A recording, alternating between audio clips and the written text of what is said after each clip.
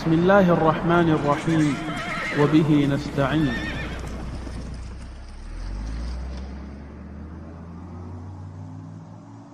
بسم الله الرحمن الرحيم. إن الحمد لله نحمده ونستعينه ونستهديه ونستغفره ونعوذ بالله من شرور أنفسنا ومن سيئات أعمالنا. من يهده الله فلا مضل له ومن يضلل فلا هادي له، وأشهد أن لا إله إلا الله وحده لا شريك له، وأشهد أن محمدا عبده ورسوله أرسله بالحق بشيرا ونذيرا بين يدي الساعة. من يطع الله ورسوله فقد رشد، ومن يعص الله ورسوله فلا يضر إلا نفسه ولا يضر الله شيئا. يا أيها الذين آمنوا اتقوا الله حق تقاته ولا تموتن إلا وأنتم مسلمون. يا أيها الناس اتقوا ربكم الذي خلقكم من نفس واحدة وخلق منها زوجها وبث منهما رجالا كثيرا ونساء، واتقوا الله الذي تساءلون به والأرحام إن الله كان عليكم رقيبا. يا أيها الذين آمنوا اتقوا الله وقولوا قولا سديدا يصلح لكم أعمالكم ويغفر لكم ذنوبكم، ومن يطع الله ورسوله فقد فاز فوزا عظيما. أما بعد. First of all, may Allah reward you all for coming here, especially those again from distances and from Detroit, and more so from our dear and special brother from Windsor that drove all the way out here. Jazakumullah khair. And everyone, may Allah reward you every step of your way. If you're squashed in the back, you can move up. We can move up over here. I mean, you don't have to leave room in the front.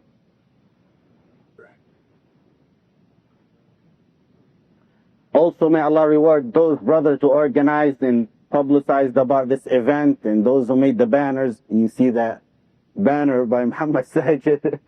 Jazakumullah khair for that. As you see, the topic is the first of a series that we will be having, inshallah, throughout this vacation. As the people are committing sins, inshallah, we're gathered here to shower away our sins. As they're gathered to celebrate that which Allah prohibited, we're gathered here to wash away our sins. And that's how the true believers are. The angels are making istighfar for you. What more do you want? Since you left your house, the angels are making istighfar for you. The ants in the ground are making istighfar for you. The whales in the ocean are making istighfar for you. Why? Because you all came here for no other purpose than to learn Islam. We ask Allah that as we met here today, we meet on in the judgment day in the peak of heaven, inshallah. The topic today, the first of a series, is the heroes of Islam, or men with legacies. If you recall, we had a seminar some time ago about women with legacies. This is to the opposing side of it. You know, a lot of brothers were mad and they refused to attend it. So now you have your chance, inshallah. And we're going to talk about men who are heroes of Islam. When I was thinking about the topic, and actually how this came up was Muhammad was sitting one time in Yusuf, and we were just talking. We said, rather than brothers waste their time in Christmas vacation, let us just meet and have some talk. And from there it grew, and alhamdulillah, it was organized and the topic was taken, and I began to review what kind of men am I going to talk about. The first man I wanted to talk about was not the one I'm talking about today. When I was researching about his life, which I'm going to do tomorrow, inshallah, if we meet here tomorrow and Allah gives us sight, the one I wanted to do tomorrow is the one I was researching. But then I found his teacher. His teacher was more unique than he was. And the reason I chose this man is a special reason. I looked at the situation of the Ummah today, and you see how the Ummah is, especially now. Our brothers in Iraq are being terrorized. Our brothers in Palestine are being killed and annihilated every day. Our brothers in Kashmir, Turkestan, every single inch of this world are being attacked. You know, before we used to have our leaders give statements and say we oppose it. Now you don't even have that anymore. Now you don't have that. Now it's all swaying with the superpower, and whatever they say, we say we adhere and we listen to. And I looked back in history and I said, this must have happened sometime before. And exactly what we're going through today happened some time ago. I didn't want to talk about Sahaba, not because we don't love them. May Allah join us with them in heaven. And they're worth talking about every time. We're going to mention a few of them. But some people tend to think Sahaba as special. They were victorious because they're special. Because, you know, they have the Prophet ﷺ amongst them. They have special miracles. Even if you try to pull that out of their mind, it still sticks out. But they have the Prophet amongst them. That's why he did this. That's why Mus'ab ibn Umayr did this. That's why Abu Bakr did this. That's why it sticks in your mind. So I wanted to choose someone who's not a Sahabi. He's not a Tabi'i. Tabi'i is the second generation. He's not a Tabi'i. And he's not a recent person. He's sort of in the middle. In the middle. And I want you to think with me good. Who is it? Yes. How did you know? Yes. Yes, exactly. Actually, he stayed all last night over here trying to think the name and he never got it. I think he got it now. Yes, our topic today is about a man called Nour al-Zinki. Before I tell you about this man, we're not going to talk only about heroes who fought battles in this series. We're going to talk about men who were heroes in knowledge. Men who were heroes in reviving the Aqeedah of Islam. Today's topic is going to be about a hero who probably had it all. And when I talk about this man, I want all of you to be this man. I want all of us to be. It's enough that we have what we're going through today. We want to be like this man in order for us to revive the Ummah and get it out of this gutter that it's in. Before I begin, I want to give you, alaykum salam wa rahmatullah. Before I begin, I want to give you a poem that was said by two people. There was a man called al-Fudayl ibn Iyad, Abd al-Malik ibn al-Mubarak. Abd al-Malik ibn al-Mubarak was a man who was always in the battlefield. Always. From battlefield to battlefield. He had a buddy in his time, scholars, high people. Everyone knows these people. Al-Fudayl ibn Iyad. And he was trying to tell his buddy Al-Fudayl ibn Iyad, who Al-Fudayl ibn Iyad was a worshipper. He was a mujahid, but more into worshiping. Abdullah ibn al-Mubarak was more into the battlefield. So one time he went into the battlefield, Abdullah ibn al-Mubarak, and he sent his buddy a letter. And he told him, this man was called not Al-Fudayl ibn Iyad, but rather Abid al-Haramain. Abid al-Haramain means he worshipped so much that the two holy shrines, Mecca and Medina, are known to him that he always used to be in them worshipping Allah. He said, Ya Abid al-Haramain, law absartana, لعلمت أنك في العبادة تلعب. If you see what we're doing, Abid al-Haramain, you're over there worshiping in the haram. If you see what we're doing, you think that worshiping you're doing is just a mere joke. من كان يخضب خده بدموعه فنحورنا بدمائنا تتخضب. If you shed tears on your cheek, we shed blood on our chest. أو كان يتعب خيله في باطل فخيولنا يوم الصبيحة تتعب. Our horses, you take your horses, you go shopping, you do things for your family, you go to the masjid. We take our horses to raise the word of La ilaha illallah on top of the earth. Rihul abiri lakum. The smell of musk, we put cologne on. That's what we smell, we enjoy our life. Rihul abiri lakum. ورحن وهج الصنادق والتراب الأحمر. Meaning that dirt that we smell when the horses are kicking on the earth, that's what we smell when you're out there smelling the musk and the beautiful colognes of the place, but we enjoy that more. And then he said, Allah told us, long form, I'm going to summarize it for you so we can get on our topic. He said, Allah told us something decisive, and Allah and His Messenger never lie. He who smells the dust in the battlefield for the sake of Allah will never smell the smoke of hellfire. He, the one who said the martyrs will never die, and then he put at the end, وَلَا تَحْسَبَنَّ الَّذِينَ قُتِلُوا فِي سَبِيلِ اللَّهِ أَمْوَاتًا بَلْ أَحْيَاءٌ عِنْدَ رَبِّهِمْ يُرْزَقُونَ. When Al-Fudayl ibn Iyad heard that, the Abid, he began to cry and cry, meaning that's right, what he's saying is right. They smell the musk, we smell the musk. They go and smell the dust of the camels. We sit amongst our family shopping and taking our cars to it may be halal places. They use their horses and their cars to raise the flag of La ilaha illallah. What a difference. That's a sample between a worshipper and one who is knowledgeable and he fights for the sake of Allah. Our topic today is about Nour al-Din Mahmud, the son of Ahmad Az-Zinki. Who is this man? When was he born? The reason I chose him again is in his time, he was facing the Crusaders. The Crusaders. Number one, He was facing in his time the Romans, a superpower. He was facing in his time hypocrites, Muslim leaders who are hypocrites, just like our leaders today, who even used to give parts of their land to the Romans and the Crusaders just to leave them in power, or to give them a small part of the land. Just like us today, identical. Crusaders, Romans. In addition to the Romans, he was facing the Muslim hypocrites. Not only that, he was facing, just like we face those deviant cults that we have today. Those companion cursors, those Fatimiyin, Ubaydiyin, the Shia. He was facing those who were trying to spread their evil belief. They had one of their powerfulest nations that they ever had in their life in Egypt. This was in 511 after the death of the Prophet Muhammad sallallahu alaihi wasallam. He's born. His father is a governor of Halab. Halab. What's Halab? Probably smaller than Dearborn. Smaller than Dearborn. It's as though, you know how back then it was, we say we have 26 Arabic countries or 36 Muslim countries or whatever it may be. That's not a lot. We had more back then. You know, every little town was divided into, like Dearborn would be a few blocks would be for this king. Next, Muslim king. Next, a few towns, another Muslim king. And that's why the poet said about him, Al-Qabu mamlakatin fi ghayri mahalliha. You give them these names that they don't deserve. Kal-hirri, like a little cat that claims it's a lion. Kal-hirri yahki intifakhan suglat al-asadi. Like a little tiny cat trying to tell you. You know why? Because when you used to hear their names, it's al-Sultan, al-Malik, al-Khalifa. You have to go through, Allah al-Azim, about 7 or 8 lines before you read his name, the leader.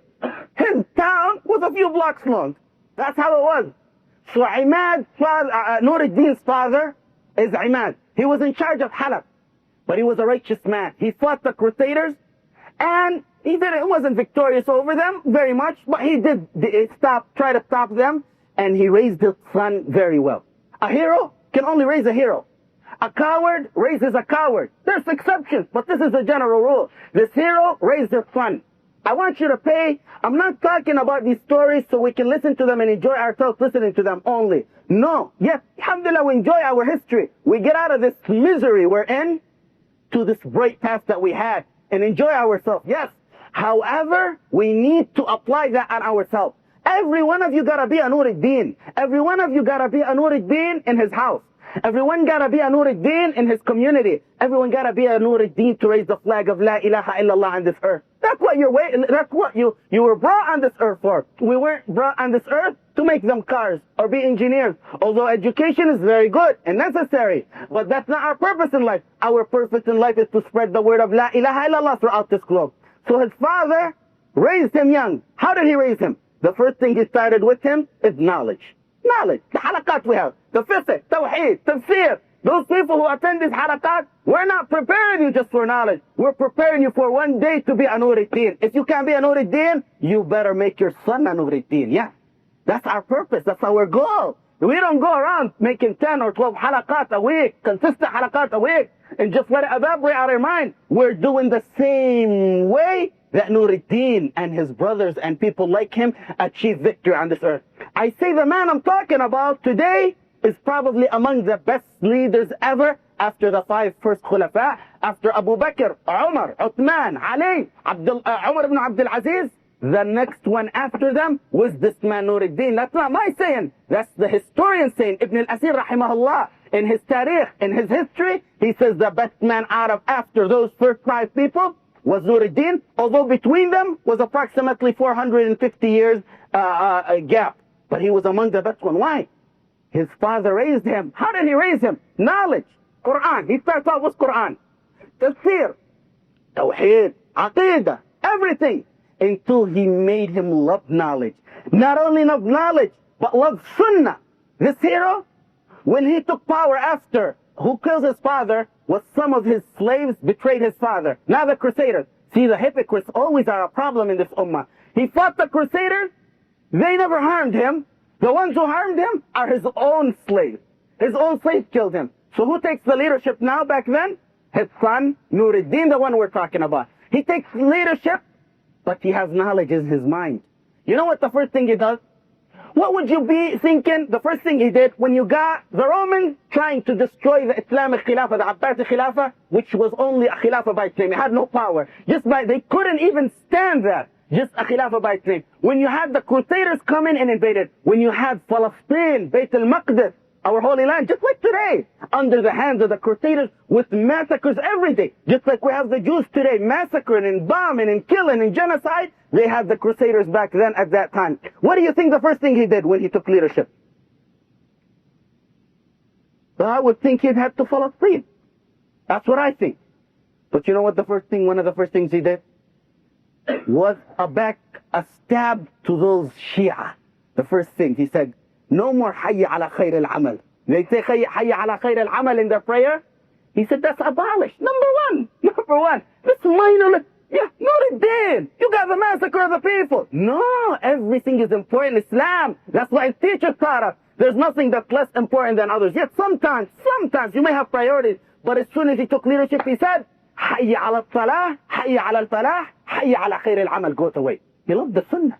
He loved the sunnah. These minor things, he took them into consideration. That's what his teachers taught him. Not only that, you know what else he did? After, never would you ever see him in his groups of people except with hadith, Quran, seerah, anything good in his discussion. That's all he would have in when his colleagues would meet together. All he would have is words of knowledge. No wasting of time. No gossip. No backbiting. You know, one time they told him a hadith of the Prophet Muhammad ﷺ. And at the end of this hadith, the Prophet ﷺ smiled. At the end of the hadith, the Prophet ﷺ smiled.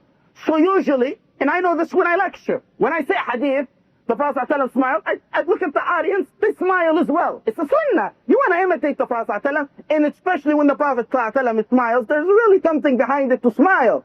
And it's sunnah. And he's staying there with a frown. Nuruddin, why aren't you smiling? You follow the sunnah precisely. How come you're not smiling? This young boy who lived, you know how he lived? 58 years. 58 years, his life.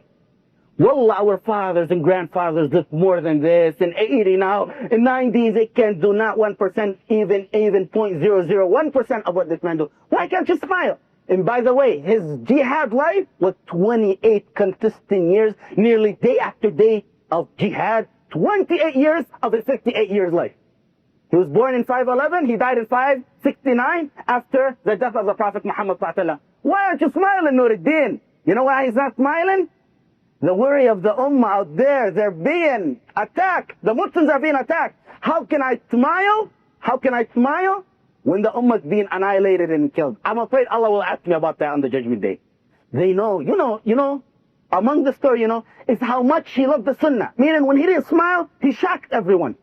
The second thing, is his worry is over the ummah. His mind is not with him. In fact, they said he rarely ever smiled throughout his life. How can he smile? How can we smile, wallahi al-azim, when the massacres of the ummah is going on like it is going on today? Every day you hear houses being bombed in Palestine with the faithful in them. Every day, wallah, I was reading a letter. Yes, I think it was today or yesterday, where your Chechenian brothers are sending a letter. You guys are in winter. Look at you, all of you wearing jackets. You put your jackets over there. You wear socks. You close the door real quick when you come in. It's cold and we have the heat. Imagine your brothers who have none of that. They said, a sock? A jacket? Wallahi, they're begging. They're begging. They don't have none of that. And how could we smile? How could we happy when this is our brothers? Nuruddin, it was instilled in his heart. How could I do that? How could I smile when my brother's over there with nothing to cover his shoes or cover his body or the sky is the ceiling? How could I do that? So Nuruddin refused to smile. You know how strict he was in sunnah? You say the hero that I'm going to tell you what he did. This hero, he heard that the Prophet ﷺ used to put his sword in a unique way around his chest and around his stomach. In a unique way that they used to do back then. The way he used to do it and his army used to do it was different. He heard it in a discussion in his house. Who said it's a sunnah? It's a sunnah of aada. If you want to imitate the Prophet because you love him, you get ajr for that. But it's not a sunnah, of ibadah. So, as soon as he heard the hadith, he changed his sword on the spot in order the whole army, all the army, change your sword. You see that little tiny sunnah? But see what that little tiny sunnah is going to make of this man. Those little tiny things, the smile, the hadith, the hayya ala salah, hayya ala falah, what it made out of this hero, because his father taught him knowledge as a young boy. He raised him as a young boy with knowledge. And he made him a hero that the word, I say, wallahi, I read the book from the time of Nour al-Din till now. 1,000 years almost 1,000 years. Bring me someone like him. Even his student, and I tell you, heroes only bring heroes. His student took Salahuddin al-Ayyubi. I was looking for Salahuddin al-Ayyubi's history, looking in the volumes of books, when I fell upon his teacher. Who knows Nour al-Din? Who knows Nour al-Din? Rarely anyone knows him. But he's a hero that this man should be someone you look up to. These are the people we look up to. These are the people we follow in their footsteps. What did he do? Let's talk about his heroism. How heroic he was. He used to go as a leader. As a leader, you don't have to fight. And usually leaders don't fight. They're commanders. They direct and they set. No, when it was his turn, he was in the front lines of the battlefield every single time. Every single battlefield, he was in the front lines of it. Not only that, when his father taught him knowledge, he didn't just teach him knowledge. You know what he taught him with knowledge? Physical strength. He was so physically strong that he takes the size of two. If they take 2 bags on their back, 2 bags, he'd carry 4. They carry 4, he'd carry 8. He carries the double of a normal person, and he's the leader. He doesn't have to. When they told him, you know, they found him crying one time. Nour al-Din, why are you crying? He said, they attempted to kill me so many times and they couldn't kill me. He's crying. Why are you crying? So, yeah, that's good. You know, I'd be happy. I got a longer life. He said, that means Allah doesn't like me because he didn't choose me to be a martyr. You see that? You see how his father raised him? Allah doesn't like me because when they told him, Nour al-Din, right? Mahmud, Nour al-Din Mahmud is his name. What? You shouldn't be fighting with us. You know, if they kill you, it's a defeat for this ummah. We may be down, and we may be nothing without you. He looked at him. He said, you guys have no... He's talking to scholars. He only kept around in scholars, not bums. He looked around and said, you guys got no manners with Allah? You guys got no manners with Allah? He said, why? He said, who's Mahmud? Who's Mahmud? Who's Nour al-Din? How did Allah save Islam before Nour al-Din? He will save it without Nour al-Din. Nour al-Din is nothing. Look how humble he was to Allah. When he fought battles, his strength was that his speed on a horse when they attacked him. They attacked him one time when he was in a, you know, back then, you know, if you were in my seerah classes,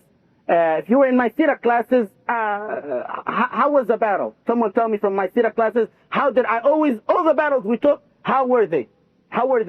Geographically, how did they play? Divided into 5. 5. Divided into 5 groups. Front, behind, right wing, left wing, center. Always like that. But when this man came, it was something in Arabic called al-Qilah. If you've been to Arabic countries, they still have them today. These are high areas which are very secluded. And how you fight these battlefields is different than what I taught you in the old seerah during the Prophet and Sahaba's time in early ages. What happens? They're qilah. They're very high walls, and in them they live and eat and everything and station in there. If you want to go attack and take that country or take what's behind that down, you got to go and surround them. And you see who's the stronger. You start shooting with arrows, with minjaniq, which is cannons of fire, and you start shooting back and forth, you see who's one going to last. Sometimes you're in the qal'ah, the Muslims are in the qal'ah, and they get on the attack. You see who's stronger. One time he was in the attack in there, and they ran him, the Crusaders ran him out of there. It said that he was faster than the sword swinging. A sword was about to be swinging at him, he dodged it faster than the swing would hit him. And he left. He went back to his land in Halab. This was in Tarablus, by Lebanon. He went back, gathered his strength, and came back. Gathered what he could, and came back. He stood right in front of the qal'ah. Where exactly they may kill him? Nothing to shield him.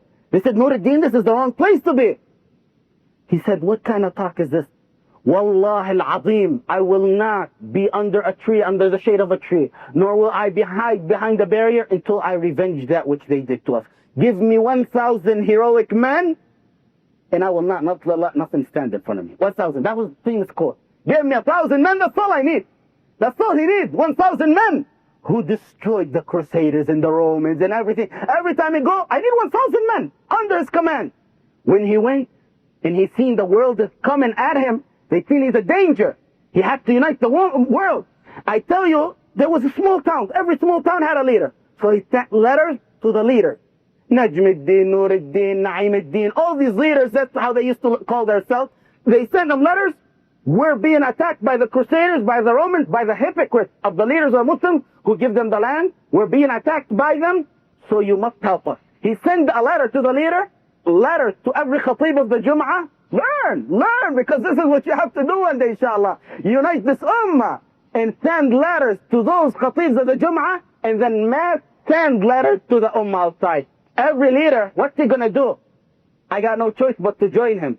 Some of them were saying, this man's a crazy man. His prayer and worshiping made him crazy. What's he doing? He wants the whole world? What's he trying to do? He's a crazy man. And they said, we have no choice. Because if we don't accept, one of them was Salahuddin.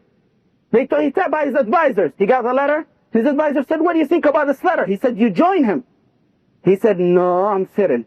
I'm going to be sitting. He said, the best decision. We're going to be sitting. No reason to fight. His prayer and his fasting got to his mind. They made him crazy. He's a crazy man now. Because he prayed and fasted and made dua a lot. The next morning, that same Salahuddin is out in the street calling, Hayya ala al-jihad. He said, well, yesterday you were just telling us you. He said, you know what he said? He said, if I don't join him, what's history going to write about me? My people are going to rebel against me because this ummah needs leaders. This ummah needs leaders, and that's what we lack. We're like a ummah. We're like sheep who go in front of anyone who leads us. We need true leaders abiding by the Quran and the Sunnah, and everyone in himself has to be a leader as well. He said, what's history going to write about me? My people will rebel against me. Yes. And they joined him. Nearly everyone joined him, and he united. Most of the, as you're going to see at the end, how much he united. Small little town, Halab he started off with, nearly half of the Arabic world, or more than the Arabic world, belonged under his control. He united him. And then he went. Some of the stories that they had, one time he's fighting, and on the front line next to him is a man. An arrow gets in his eye. And he looks at him. He says, brother, wallahi, the man is worried about his eye. He said, wallahi, if you know what Allah saves you of ajr, you'd wish the other one goes out as well. The man took the arrow out of his eye and went on and fighted. He went one time, and he has behind him a man, is the son of a leader called Naim al-Din. Naim al-Din was a hypocrite. He was a hypocrite. When the Crusaders came to him, he said, take my land, use it as you wish. Just like Saudi Arabia today, just like Kuwait today, just like they do today. Use our lands as you wish. Bases. Kill the Muslims. Hypocrites. These are like Naim al-Din. When he came, he gave him the land to the Crusaders, and he said, use it as you wish. They used it. Now, he's coming after them, Nour al-Din, to take it over. And you know who has behind him? After they won and took it over again, he looks behind him, and he has his son, the leader's son. He said, thank Allah, you have two blessings. We all have one blessing, you have two. Two blessings. One is that we're all victorious. That's our blessing. Your blessing is that, man, you saved from hellfire your own father. You may be less than that what she's going through in hellfire. He took down 50 of the biggest qal'as, big strongholds. I mean, if you've been to the Arabic world, there's still remains of them. They're so huge, so well mounted, so well secured. He took 50, one after the other, one after the other. When he got to some areas like Sham, he surrounded Sham. Sham is pretty big. And first time it didn't work out. Second time, didn't work out. Third time the leader said, I'm going to give up and work with you. I'll be side by side. And they went and fought the Romans together. He had from Turkey all the way to Yemen. From Turkey to Yemen. He started with Halab. He had from Turkey to Yemen. From Egypt to Iraq. From Egypt to Iraq, from Turkey to Yemen, under his control. Yes, this is the hero we're talking about today. But this is not only aspect of his life. Was he only a hero? Was he only knowledgeable? He spread justice throughout his country. He gave the scholars salaries just so they can sit and teach people. He took care of the orphans. He took care of the widows. Anything that was needed, he took. One time they told him, Nour al-Din, your army's getting big. You need to pay for it, you know. You need to finance it more. Otherwise the army's not going to work. He said, where do you want me to get the money from? There's no money. There's no wealth. They said, you know those people you pay? The orphans, the widows, the poor people? Just take a little bit of their salary and give it to your soldiers. He says, no way. No way, wallahi, that will never happen. Why? Look at this unique statement and tell me what it means. He said, their arrows never miss. They fight when I'm not there. Your arrows miss sometimes. Your arrows miss sometimes. And you only fight when I'm around you. What does he mean by this statement? What does he mean? doesn't need a genius. He said, their arrows don't miss. They fight when I'm not around. Your arrows miss sometimes, and you only fight when I'm around you. He means their dua. Their arrows go to Allah. They make the dua. We become victorious because of their dua. He didn't just depend on his power. It was dua that made him what he is. Their dua, their arrows to Allah. Ya Allah, give him victory. Ya Allah. You think those widows are not going to be making dua? Those orphans, those young people, the poor, the knowledgeable, they're going to make it. That's the arrows. He needed that more than he needed the physical strength. That's what he was talking about. He was a hero. He was a humble man. You know, as I was telling you, if you read in the history books, if you read one of their names, you know, if you want to read about Qutb-ud-Din or Majd-ud-Din, before you read his name, you read the victorious, the best, the one who the sun never seen like him, and you go on 7, 8 lines minimum. This is the minimum before you say his name. And you have to say a dua for him like that every Jum'ah. He changed all that. He said, just say, oh Allah, aid the poor servant of yours, Nour-ud-Din. Change all that. The poor servant of your Nour-ud-Din. You know, one time, look at this. We don't only depend on power. How many of you get up and make dua for Allah for your brothers? He was in Haram, an area called Haram, and he's surrounding a qal'ah, an area, stronghold. He's surrounded it. Look at this. And he's having trouble taking it over. What do? He's fighting and putting his forehead in the dirt and making dua, Ya Rab, Ya Rab. And they heard him saying, they didn't hear him saying actually, no one heard him saying. He was saying in his dua, and I'll tell you later how they found out. He was saying, Ya Rab, they're your slaves, and they're your loyalty. They're the ones who loyal you. They're your slaves, and they're your enemies. Ya Allah, give victory of those slaves who are your loyalties over your slaves who are your enemies. Ya Allah, Ya Allah, don't destroy us for the sins of Nour-ud-Din. Ya Allah, Nour-ud-Din is a mere dog. He's being humble to Allah. Nour-ud-Din is a mere dog. Ya Allah, forgive us, and don't take my ummah because of my personal sins. And they go. And he keeps making dua and crying and making dua. They're having trouble taking the Haram down. You know what happened? The next day, one of his advisor scholars says, I seen a dream. And he goes to him. In the dream, what he's seeing, all of these are authentic stories, not something made up. Authentic books. Ibn al-Athir writes a lot about him because this man's so unique. This man is forgotten of our minds, but we must revive his name. You know, he goes, the advisor, the scholar said, I seen in my dream, and what he had seen in his dream was a group of people came, commanders and very nice looking man and very, you know, Islamically righteous man. And one of their leaders, their best looking leader, came up to him and said, within one night you're going to take Haram down. And he left. He said, but who are you? And what's the proof that we're going to take Haram down? He said, your commander made the dua I mentioned. He said in his dua, oh Allah, give aid to your servants who are your loyalties over your servants who are your enemies, and don't take us by the sin of your dog Nour-ud-Din. He calls himself a dog to Allah, humble to Allah. Don't take us by the sin of Nour-ud-Din. And he left the man. He said, come back. Who are you? One of those people behind him said, you don't know who that is? Who was that? Who was that, guys? That's the Prophet Muhammad sallallahu alaihi wasallam. He said, you don't know who that is? That's the Prophet Muhammad sallallahu alaihi wasallam. And as you know, when you see the Prophet in your dream and he resembles a Prophet, you have to resemble the Prophet. You can't have a guy without a beard saying that's the Prophet, you know. That's not going to work like that, no. But if you have someone who resembles him, yeah, that means he's the Prophet. You know, if you see someone who's blonde hair and he tells you I'm the Prophet, that's not the Prophet. That's not the Prophet. But if you see him and overall, the characteristic of what's in your dream applies to that, the authentic hadith we know, that means what you seen was 100% the Prophet. 100% the Prophet. So he seen the Prophet and he went.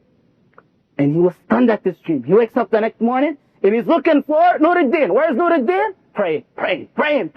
Always praying, Nour-ud-Din. And he waited until Nour-ud-Din was done. So Nour-ud-Din told him, and you said, Nour-ud-Din, are you done? He said, yes. He said, I had a dream I want to tell you. And he told him the dream. He said, what's the sign? So that scholar, in respect to he didn't hear the dua before, but in respect to Nour-ud-Din, what did he take out? The dog. How could you call your leader, the Nour-ud-Din, the great general, the dog? So he told him, the proof that he's right is you must have said this dua. And he took out the word dog. Said, no, I didn't say that dua. Say the whole dua again, exactly like he said it to you. He put in the dog back to show exactly. He said, yes, inshallah, we're going to be victorious. Maghrib time, they conquered Haram. Dua to Allah. Yes, this was a pious man. This was a man who controlled most of the world. He controlled most of the world, yet his family had nothing to eat. This is a lesson to our women. One time his wife said, we need something. We need food. We need to be luxurious. His face turned pale when his wife said that. His face turned pale and said, where do you want me to get this for you? Where do you want me to get this? This is a man who controls the world and he doesn't got nothing at home. Where do you want me to get this for you? I got 3 stores in Damascus, in Halab. I got 3 stores in Halab. They went to the store. He said, take them all. They're for you, for his wife. Just leave me alone. I'm on a mission. I'm on a mission. And this is a lesson for the women to learn. He said, I'm on a mission. How much did the 3 stores bring him a month? 20 dinar, which is at that time nothing. Like a few cent pocket change in your money. That's all his wealth was. His personal wealth. If he wanted to take the world like his colleagues did, everyone a small land and he's rich off of it. But no, this man had a worry, which was to give victory to this ummah. Look at this unique dream. To show you how pious is, look at this unique dream. He had a dream once, and again it was the Prophet Muhammad ﷺ. And the Prophet ﷺ said, rescue me from those 2 blind people. Rescue me from those 2 blind people. Rescue me from those 2 blind people 3 times. The Prophet ﷺ tell him. You know what he wakes up and does? As soon as he wakes up, he asks the scholars around him. Always the scholars. Always the knowledgeable. That's how his father trained him. What do you think about this? They said it's something in Medina. You have to go to Medina. What does he do? I told you, it's 1,000 men. 1,000 men, come on, we gotta go. Rescue the Prophet Muhammad ﷺ. He goes to Medina, he takes wealth, and he goes in Medina, he says, anyone who needs wealth, come on, we're gonna give you wealth, we're gonna give you charity. Everyone comes, except 2 people, blind people. They claim to be Muslim, they lived in an area in Medina where the family of Umar ibn Khattab lived. Bani Umar ibn Khattab, they lived over there, they lived amongst them. Everyone went to get from the donation because they were 4, except these 2 people. He was persistent. Bring me those 2 people. And they bring those 2 people. And he sits and investigates. And what are you doing here? Where'd you come from? Are you Muslim? Yes, we're Muslim. And he goes on and talking. And found out that these 2 men are from Spain, coming to take the Prophet ﷺ out of his grave and steal him and go back in Spain. And he takes them, and right next to the Prophet ﷺ's grave, he rescues the Prophet and chops their necks off. Yes, he rescued the Prophet ﷺ. This is not a lie. This is a real story. In fact, a side story that doesn't concern Nour al-Din. When my father was in Medina studying, this was about maybe 25 years ago, the people of Medina had a similar dream. Similar dream where the Prophet ﷺ was saying, rescue me or save me from that which is coming. It's something that is coming at him. And what it was waste from the floods of Medina under the ground where the Prophet ﷺ moving in to take away near the Prophet ﷺ and Abu Bakr and Umar. They found that out. So they dug around the Prophet ﷺ and Abu Bakr. This is recently, maybe 25 years or so ago. All the people of Medina all know this. Because it wasn't 1 or 2, it was tens of people who had it.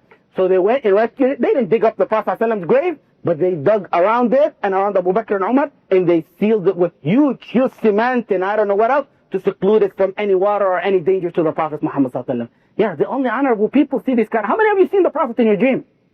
You have to see the Prophet in your dream. Why? If you live with the Prophet, if you read the Prophet's story, if you read the guy's story, I hope you all go and dream of Nour al-Din tonight, inshallah. But all of you have to see the Prophet ﷺ in your dream if you truly live with him. If you don't live with him, if you don't like him, if you don't imitate him, that's a different story. But you have to live with the Prophet ﷺ. You have to live with him. Every day when you put your head to sleep, I wish I was with him. How does he look? How did him and Abu Bakr and Umar used to always say and joke and talk and everything? Then you're going to see him in your dream. When you see him in the dream, that's one of the best signs of your lifetime. Yeah, it is.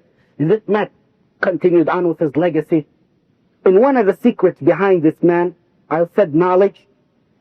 He was heroic physically. And another thing, and probably the most important thing, someone tell me? I mentioned him here and there. What? No, Yusuf, you're always talking about women. This is men legacies, not women legacies, okay?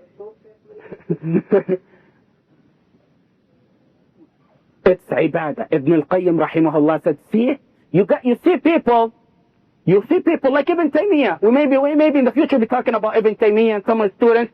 You see some people who are in the time of Ibn Taymiyyah or similar to Ibn Taymiyyah before or after him, and they're not as popular as him. One of the main important things is like Ibn al-Qayyim said about Nour al-Din. He said his secret was ibadah. This man worshipped Allah. How many of you pray at night? Like Nour al-Din? Yeah, you may not be able to carry a sword like he did. But how many of you get up at night and pray? How many of you follow the sunnah like he did?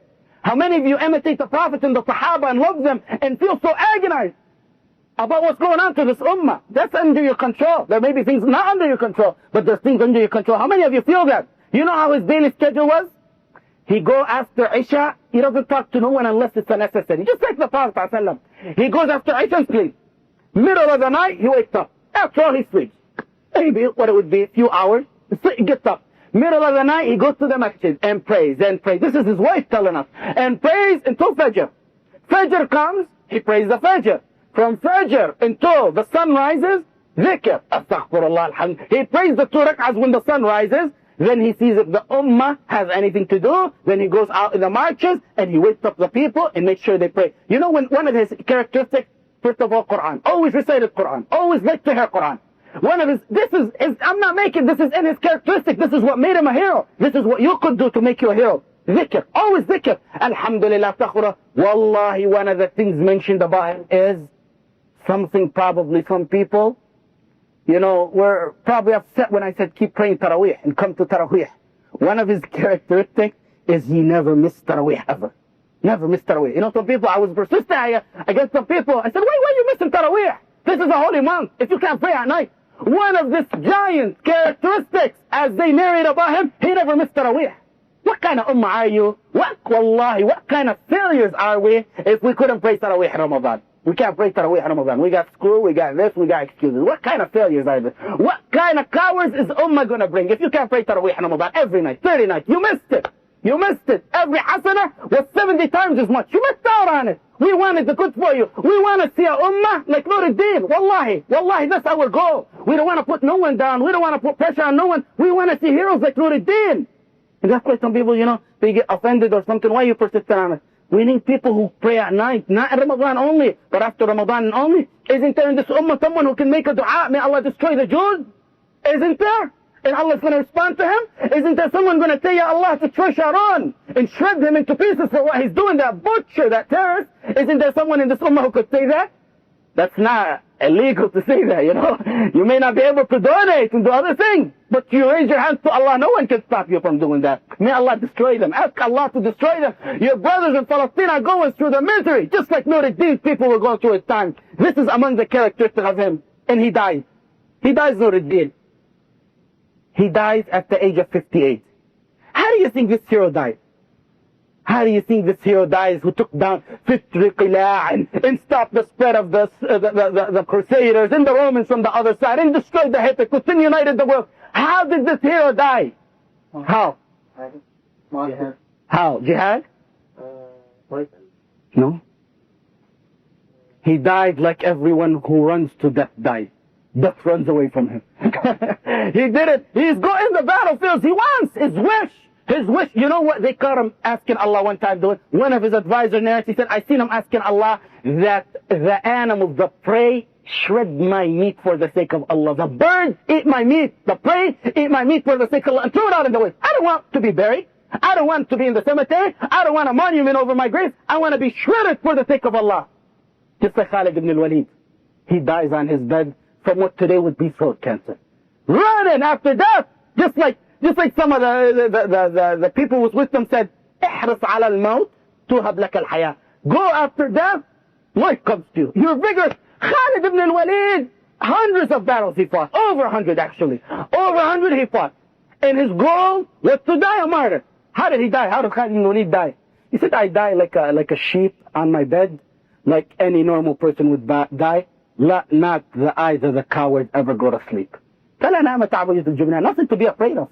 Nothing to be afraid of. A Muslim carries his soul on his hand when it's necessary. That's a Muslim. What does it mean to be a Muslim? To carry your soul on your hand like Nour al-Din. I want to throw my soul out for Allah. A Muslim, when it comes that his people are antagonized or terrorized or killed or annihilated or the Aqidah is defeated, a Muslim, you know what a Muslim does?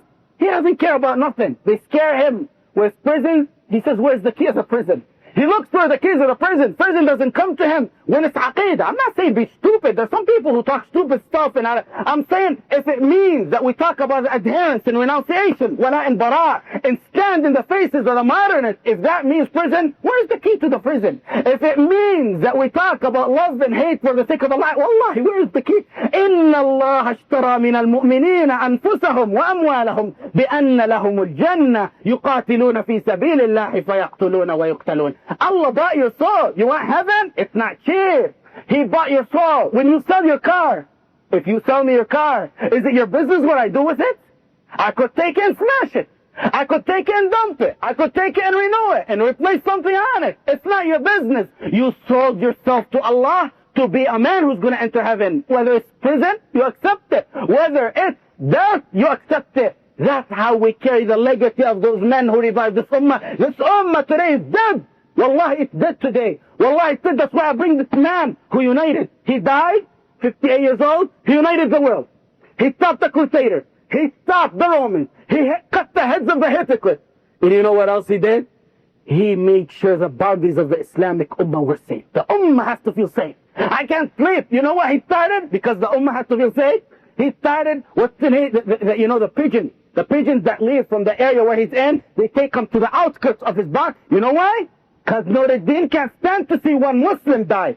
You know, if someone goes in the boundaries where he's not at, a certain faraway area, by the time the messenger goes to Nour al-Din and tells him, and Nour al-Din sends an army over to help him, Muslim's gonna die. No, Nour al-Din can't have that. Nour al-Din had on the whole border, pigeons. As soon as you get the Crusaders, you see any of them, the Romans, the hypocrites, anyone want to attack you, just send a pigeon. And they did that. As soon as the pigeon comes over, within days he's over there, stopping them from annihilating and killing the Muslims. This is what he did. You think this is all what he did? He spread just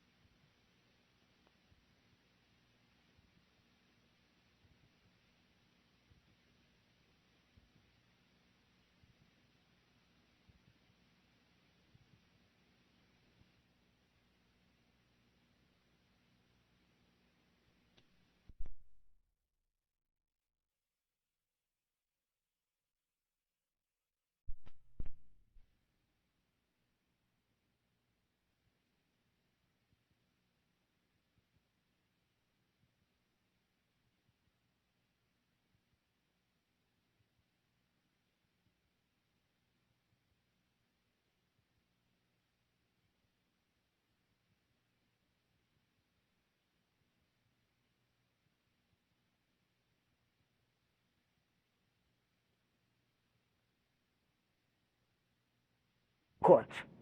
And he takes Nour al-Din to court. Nour al-Din wants to give him the money and let him go.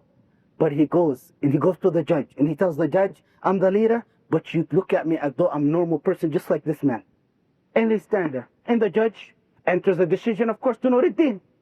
Nour al-Din says, here's the wealth you claim is mine, take it. They're stunned. The judge said, and the man says, then why'd you bring us to court? He said, I don't want to make I don't want it to be supreme over you or feel that I'm supreme over you to the point that I can't stand next to one of my people in court. And he gives it to him and he goes. That's how they were. Yes, he opened something called Dar al-Adl where a Jew can sue a Muslim can sue a Jew. When it came to messing with the blood of the Muslim, no, I'm going to annihilate him. And you're going to see tomorrow how he raised his best student, Salahuddin. No, the blood of the Muslim, every drop of the blood of the Muslim is valuable to us. Like the Prophet ﷺ taught us. That's why Ahmad and his son Nour al-Din and his student Salahuddin, a hero, only raises a hero. You know what else he did? One time his wife, and this is a lesson to the sisters, look at the wife behind this man. As Yusuf tried to say, this wife behind this man one time wakes up and she's crying. And why do you think this wife is crying? What do you think? What do you think? She didn't get the dress she wanted. She didn't get the money she wanted. What do you think she started crying for? Someone give me a guess. What did he do? You wake up. You talking like practical women today talk. Women today, yeah, he doesn't spend a lot of time with me. Wallahi al-azim, we heard that today. And it's a problem. He's out in da'wah, he doesn't spend a lot of time with me. You're not making enough money. She has a better house than me. We hear that every day. Wallahi, we hear that. These are not trained women. This woman was crying because she missed one night of night prayer. She missed one night of night prayer. How could she miss that one night of night prayer? You know what? She said, I missed one night of night prayer. They sit and discuss it. What do they sit and discuss? What kind of car we're going to get? Where we're going to move? The house and palace we're going to get in Bloomfield Hills and Canton and whatever it may be. You know what they discuss? How we're going to train this ummah to wake up at night. A mistake she did. You know what it called? He established what's called the mitzvah. He on the top of the hilltop, just before the 1/3 end of the night when the angels come down, shoot with the mitzvah, makes noise, everyone wakes up and prays at night. He established that. Prayer at night. He raised the ummah like that. This was this giant. This was this time. May Allah have mercy on him and allow from this ummah, from our ummah, people to follow him. You know his characteristic is he never was seen missing or late for a salah in jama'ah. Look at that. Look at that. He's not a man who took a sword and went and fought. Before we can even think of being like him, we need pre-tests and exercises. Prayer in jama'ah. You pray you live next to the masjid. Why aren't you in the masjid? In jama'ah. Not pray in jama'ah. On time. We don't even pray on time. How can you be even equivalent to Nour al-Deen if you don't start with these foundations? That's what we're doing. That's our process today. When we go and give halaqat, when we go and teach fiqh, when we go and teach it, we want people like Nour al-Deen. Wallahi, our hope is from those people we teach. One is going to come out like Nour al-Deen. Wallahi, our hope. And if it's not that, I want to be dead in my grave one day, and the angels come and tell me the punishment on you in the grave is gone. And I say, why? They tell me one of your students and one of your son's students or one of your son's students is like Nour al-Deen, and Allah give you the ajr for that and raise you. That's what we want. That's our purpose in life. We want to make Islam. We want to make when one person messes with one of our women, we annihilate the country. When one drop of blood gets down from any Muslim on this planet, we teach them a lesson that they never forget. Like Muhammad Iqbal said, when in one of his poems, he said, Muhammad Iqbal, he said, when they used to, he's talking about his time. You know, Muhammad Iqbal was in the 60s. He's talking about how the ummah teared up and it's no good. And he's comparing it to the old times. He said, in those old times, when someone used to come and just try or think of meddling with us, we used to take our feet and step on his foot. Now, he says, وَآلَمَنِي سُؤَالُ الدَّهْرِ أين المسلمون? And the question is, where are the Muslims? Where are the Muslims to take the leadership of the world and provide justice for the Jews and the Christians and the Muslims? Where are they? They're gone. And that's your duty. And if you can't do that, it's your son's duty. If you can't do it in your house, you do it in your community or wherever it may be. Jazakum Allah khair for listening. If there's any questions, we take the questions. My question about the Roman Empire, for the Roman Empire and the Crusaders, they were separately or not together? Well, the Roman Empire was also called, at times, they had fractions. Some of it belonged under the Romans, and some leaders thought they were powerful, that they did not work under the Roman Empire. Like we're going to see tomorrow, amongst them is one called Shaykh. He didn't want to work under the Roman Empire, and he went and led a huge army by himself. So at times it could be together, and at times it could be separate. Did Salahuddin take over right after he died? Salahuddin, I'll talk about it tomorrow. And yes, he did take over. One of the unique things about this man is that he sent Salahuddin. You know, some people say, we got the Jews and Christians, they're the enemy. Let's just finish them off, then we get to settle our score between these sects. He sent Salahuddin. That's why the Shia hate Salahuddin. The Shia hate Salahuddin. They spread rumors about him. There's a lot of historians who write evil stuff about Salahuddin. A lot of stuff about Salahuddin. You know why? Because Salahuddin put an end to the Fatimiyin and Ubaydiyin. They had a nation in Egypt, a strong nation like they have in Iran today, companion cursors. They hate Abu Bakr and Umar and Uthman. In fact, the Fatimiyin and the Ubaydiyin, today some Shia claim they're not part of them, but they fall under, the Shia is a big name, and under is subsects. Some of it is the 12ers, some of it is other sects. Among those is the Ubaydiyin, Fatimiyin. These people believed some of their leaders were Allah. That's how, to the extent they went. That's why some of the Shia today try to seclude themselves from this sect itself. But they do, Paul. You know what he did? He sent Salahuddin, as you're going to see inshallah tomorrow, to put an end to it. And the Azhar that you have today was Shia. The Azhar that he has today was Shia at Salah. He replaced it. Inshallah tomorrow I'll be talking about how he did that. So our fight is not only with the Jews and Christians, with those hypocrites of our leaders of ours, King Fahd, the leader of Kuwait, where they tell you, come, open our land for you, bomb your brothers in Iraq.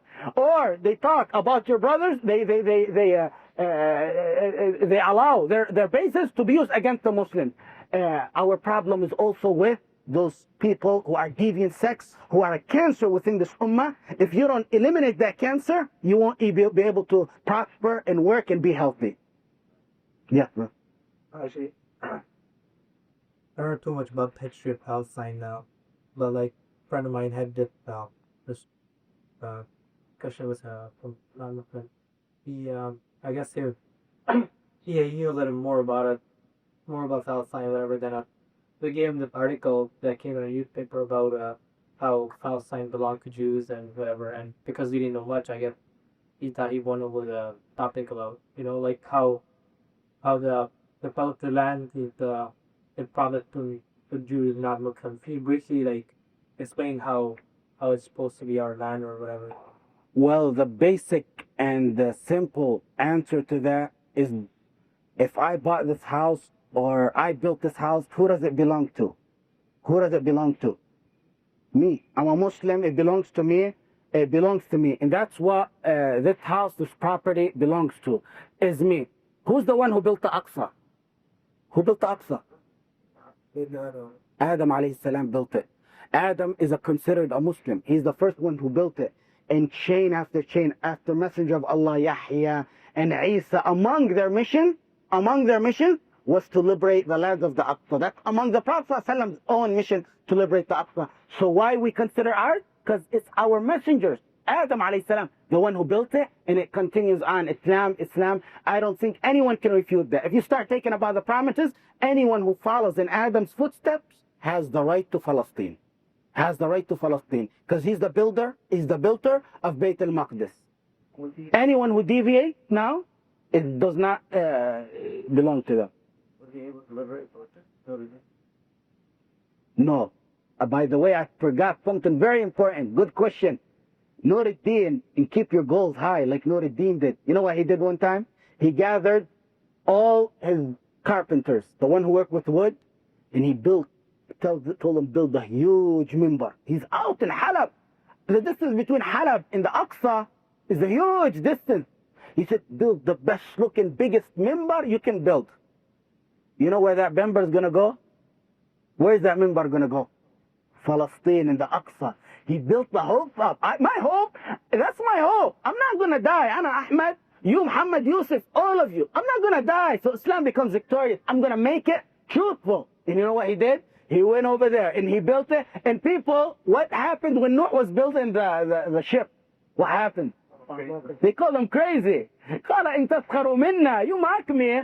ويصنع الفلك وكلما مر عليه ملأ من قومه سخروا منه. Every time people pass by from Noah's people, they say, oh, you're going to make a ship out of wood and this is going to secure you. And they mocked him. And the same thing happened to Nour al-Din. And he said, Noah told them, إن تسخروا منا, if you mock us, we're going to mock you like you mocked us.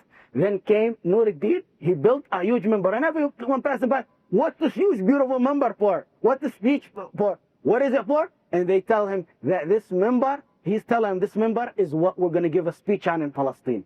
That minbar remained intact in Damascus for 45 years. Till someone came and liberated it. You get that story tomorrow if you're here, inshallah.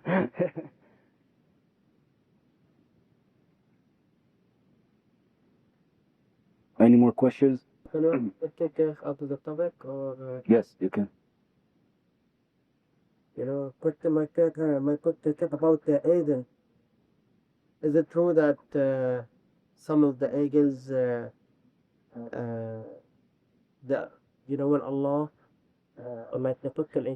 when Allah commanded the angels to portray to Adam, What was No, lower the heat, Latif, please. More, lower the heat, all the way down. هذا آية وإني أعلم ما تبدون وما كنتم تكتمون. Bring the coffee. Oh, the angels were hiding something from Allah. How come? Atulin hala tanabi. What do you mean? You know, when Allah ordered the angel to portray to Adam, and then Allah said to إني أعلم ما تبدون وما كنتم تكتمون.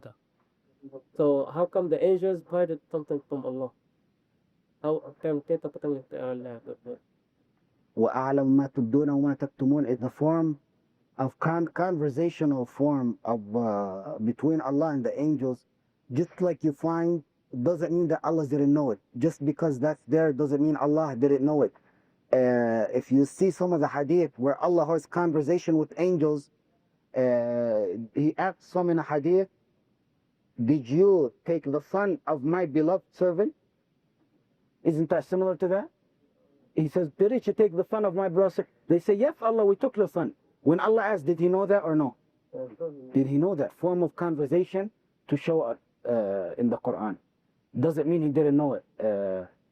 In fact, the hadith, 3 questions. قبضتم حبيب عبدي قبضتم ثمرة فؤاده? And they say, yes, we did. Did Allah not know? Yes, of course you know, but it's form of conversation. Just like the one who gets out of hellfire, the last one to get out of hellfire, and Allah communicate with him. Does Allah not know? Of course Allah knows. However, that's a form of communication between them and Allah to probably most likely teach us. Yes, brother? Who? Go ahead. Is it haram to have pets? No, it's not haram to have pets. What kind of pet? Like dogs? Yeah, that's haram. That's the dog. You shouldn't have a dog, but you could have a cat, you could have a bird, you could have, you shouldn't have a dog or anything that's not pure. Because as you know, the dog is not pure and clean. And the Prophet ﷺ deterred from having it. And he said, you know the angels, don't you? You know the angels? The angels protect you. And would you rather have the angels protect you or a dog protect you? Yeah, see? There you go. So that means you don't need a dog. Because if you bring the dog, that means the angels leave. If you bring the angels, the dog has to leave. So you have the choice. And I want you to be protected by the angels, okay? Read the boundary where he united the Ummah. Was there like a pre-Khalifa before him? Like, was there another? He wasn't the Khalifa. The Abbasi was the Khalifa then, but they had nothing. They were Khalifa by name, just like all of them were. They were all leaders by name. What happens when you have on a town half of 1/4 of Dearborn? You got nothing. It was all mere name, and we're gonna see tomorrow what happened when Salahuddin took over the Aqsa and what he did with the Khilafah. Yeah, there was Khilafah, and he was the governor. He was a big governor, that's all. But what he did strengthened the Islamic Ummah. So he really did the bay'at to the Khalifa? As a governor only. The Khilafah was not in his hand. He cleared the boundary from Turkey to... Yeah. How would that... The Abbasi got in a point where they stopped control. Do what you want, we're out of it. Just by name. We're just leaders by name. Everyone could do whatever they wanted. When you see tomorrow, inshallah, what Salahuddin did, they approved him of what he did. When he did, of course they're going to approve him. What he did was eliminate the hypocrite and unite the Ummah and strengthen them. Because he didn't, Nour al-Deen and Salahuddin did not say, okay, we're going to rebel. Just because it's weak Khilafah, we're going to rebel against it. Is there any questions there, Saeed? What? Yeah, father was the leader of the... Halab of Halab before him, and he gave him what happened was the leader who dies gives power to the son. Okay, we stop here. No, I'm gonna take care about because it's this nowadays, the Masih. So I don't know if you talk about it, but I've been asked a lot about the kind of stuff. Can you like attack on the stuff, or what kind of stuff is it? The Matah and the Sa'd, we know of, if you attended our fiqh class, we talked about this in depth. Matah on the socks is permissible just like it is on the leather, just like it is on the khuf. In Arabic, al-jawrab means the socks. Al-khuf means the leather. And why it's permissible to wipe on the socks when you make wudu, if you wore them while you're pure, is because, first of all, qiyas. We have something called qiyas. Socks and khuf are similar, so we do qiyas. Since it's permissible to wipe on the khuf, it's permissible to wipe on the sock.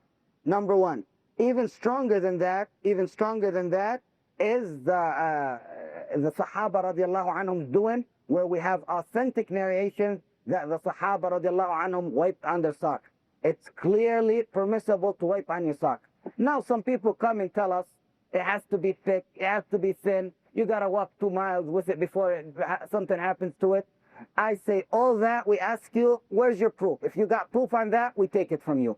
You know, when I was teaching this, I used to teach it before, and I used to say, wallahi, a long time ago, and probably the tapes are available. I used to say, before I even read it, I used to say, the Sahaba socks and their khuf had to have holes. See, so, you see some people today, they say if it has a hole, we can't wipe on it. I say if it has a hole, of course, if half of it is not missing, that's a different story. But minor holes in here and there, you know, that's permissible. And I used to say that before I even knew and found an authentic hadith where some of the tabi'in say the Sahaba's socks or khuf used to have holes in them. Why? It's only obvious. The Sahaba used to walk in their houses, and when they walk in their houses, sit up and stitch up their shoes. The other socks stitch up their shoes. So if they stitch up their shoes, their socks are going to be okay, meaning they both had holes. You know, if someone doesn't feel it's right, he's a blind follower of a madhab, that's his business, you know, to follow that. But I believe even the only madhab that some people claim is the one that didn't allow wiping on the socks is the Hanafi madhab. And I say they don't even know their madhab. I say this and I know what I'm saying. I say those people who claim that wiping on the socks is not part of the Hanafi madhab do not know their madhab. They're ignorant, they're blind. Wallahi, they make big deals, you know. Unfortunately, they make big deals. One time I led prayer and some ignorant guy comes to me and I thought he's coming to give me Eid. He's saying, Assalamu alaikum wa Eid. And he's asking, did you wipe on your socks or not? And I told him, you're a stupid brother. Why? Why is you stupid? You know why he's stupid? He said, because if you wiped on your socks, your prayer, my prayer is invalidated. I said, brother, you were in front of me in the khutbah just now, and 3 times you held a discussion in the khutbah. Which one? Don't worry about your khutbah because it's already gone. Because you already hustling. He's sitting in my khutbah in front of me and he's talking to them. You know, this is like, just like the people who killed the Hussein radiallahu anhu. They used to come and they killed the Prophet ﷺ's grandson, the beloved grandson. And they used to come and ask the scholars, is it haram to kill a mosquito? You know, they come and ask about little things when they're doing the big thing. Don't worry about your socks when you already invalidated, because he's ignorant. They're ignorant kind of people. These people are blind, narrow followers of something the scholar said. I say Abu Hanifa himself on his deathbed, and it's available, and the references are available. Abu Hanifa on his deathbed wiped on his sock. And they told him, Abu Hanifa, you deterred from this all your life. It's something you deterred from. He said, I used to deter from it. And he said, don't come and tell me he said something after this, because he said this on his deathbed. He said this on his deathbed, so that means Abu Hanifa rahimahullāh approved of this. I say, suppose they don't want to do it. I pray behind someone who wiped on his socks and he doesn't. Why can't you pray? If I believe wiping on your socks invalidates my prayer, and I wipe on my socks and pray, yeah, and I truly, genuinely believe that, my prayer will be invalidated. But if I took the opinion that my socks, I can wipe on my socks, and I do that, my prayer is accepted. And the prayer behind me, inshallah, are all accepted. Because they don't have to adopt the same fiqh issue. Had it been a principle, I'd say even the 12ers. And I hate to say this, some of the scholars, if you read Ibn Kathir, you know the Shia, they don't even wipe on socks. They wipe on their fair foot, which is haram, you know. The Prophet ﷺ said, woe to the aqab from hellfire.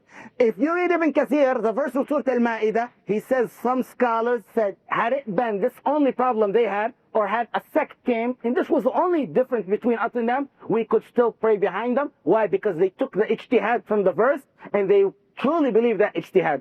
So which one is worse? Wiping on a sock or wiping on a barefoot? Unfortunately, we have people today who are ignorant. They don't want to church. They heard 2, 3 words there. And the churches are available. Where Abu Hanifa, your scholar, and his student, his biggest 2 students, Abu al-Hasan, who else? Abu Yusuf. What about this period now? What about the police period? Abu Hassan al-Abu Yusuf?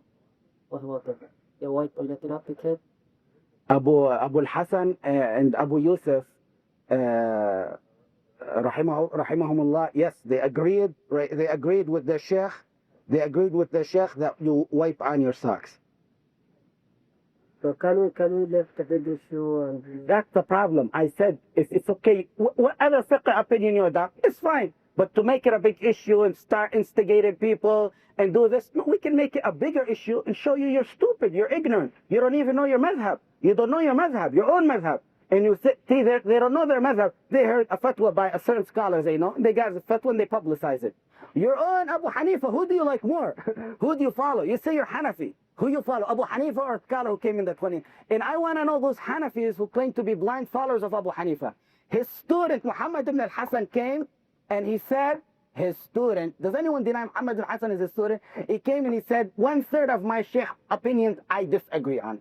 Is Muhammad ibn al-Hasan Hanafi or what? What is he? What is Muhammad ibn al-Hasan? What is he? Hanafi.